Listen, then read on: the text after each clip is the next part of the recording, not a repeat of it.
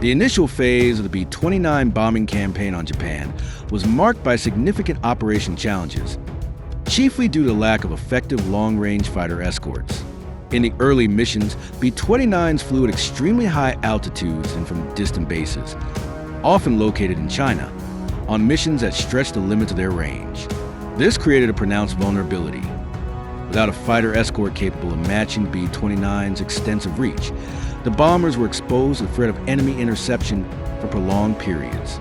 This strategic shortcoming highlighted the urgent need for long-range fighter escorts, prompting the Allies to adapt and deploy modified aircraft, most notably the P-51 Mustang, to effectively bridge the operational gap. The cooperation between B-29s and P-51s began in earnest in early 1945, with P-51 stationed on Iwo Jima, following its capture by Allied forces.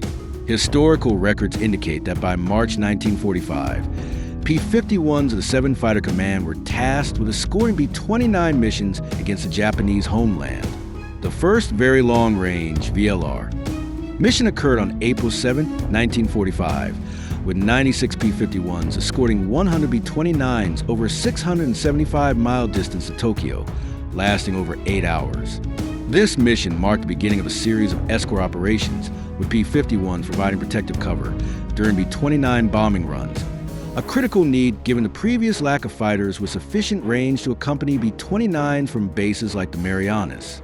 The primary form of cooperation was the P-51s acting as fighter escorts, protecting B-29s from Japanese interceptors, such as the A-6M0. A notable example is a mission on May 29, 1945, where 517 B-29s were escorted by 101 P-51s during a daylight incendiary attack on Yokohama. This mission faced intense air battles, with 150 Japanese fighters intercepting, resulting in 5 B-29s shot down and 175 damaged, illustrating the risks involved. The cooperation faced significant challenges, particularly due to weather conditions. From April to August 1945, P-51s flew numerous escort missions, with pilots required to complete 15 missions for a ticket home, underscoring the intensity of these operations. The total loss of 131 fighters by the last mission and 85 American fighter pilots lost between July 1st and August 15, 1945, mostly not in air-to-air combat, further illustrate the toll of these missions. By integrating the long-range, high-altitude bombing capabilities of the B-29s with the nimble, agile performance of the P-51s, the Allied forces maximized their operational efficiency and strategic impact.